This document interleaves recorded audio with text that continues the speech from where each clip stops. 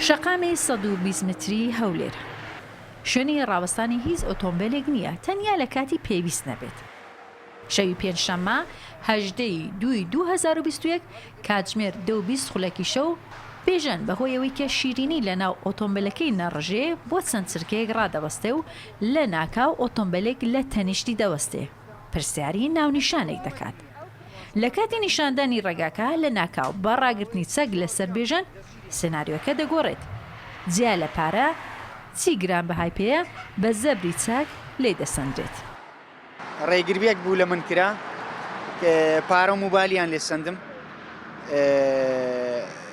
بەس لە هەمان کات نووسنگەی نێشتنی تاوان نووسنگەی ڕۆژهەڵات دەستخۆشیێکی گەرمیان لێ دەکەم بە زووترین کات بە زووترین وەخت تەنانەت ڕۆژی هەینیش ئەوان لە سەرخەت بوون کە هیچ داوامەکی فەرمی نییە توانیان دزەکە دەستگیر بکەن بە زووترین کات. سویت سیارەکەشیان لێ وەرگرتمە تا هیچ حرەکەتی نەکەم دەمانچیان لەسەر مندانە بە هەڕەشە بە ڕێگری سویچەکان فەڕێدا بوو لە دوورتر سویچەکەمان دۆزیە و سیارەکەمان ئیش پێکردەوە و لە نووسنگەی ڕۆژهەڵات شەکوای خۆم نووسی.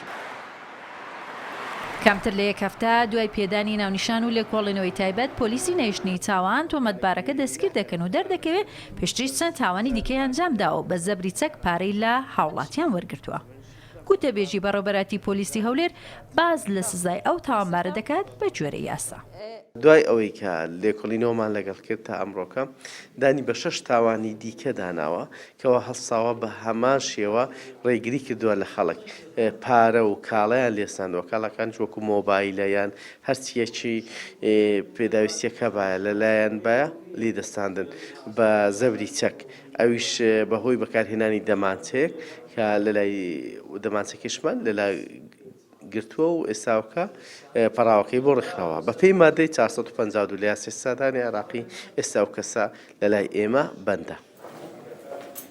ماوەی چەندین مانگێک چەند هاوڵاتیەک سکاڵایان سەبارەت با ڕێگری لە چەند شەقامێکی سەرەکی هەولێر لە بنکەکانی پۆلیس تۆمار کردهبوو کە بە زەبری چەک پارەیان لە هاوڵاتیان وەرگرتووە.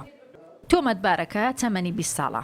جیا لەو تاوانەی هەفتەی ڕابردوو کە بڕی زیاتر لە 7,000 دۆلار و 2 مۆبایلی جۆری ئایفۆن بووە لە ئەنجامدا دانی بەوەش داناوە کە 6 تاوانی دیکەشی لە شێوایە بە هەڕەشە و چەک لە شەقامی 120 هەولێر ئەنجام داوە. هێرو مەولودی کوردستان 24 هەولێر.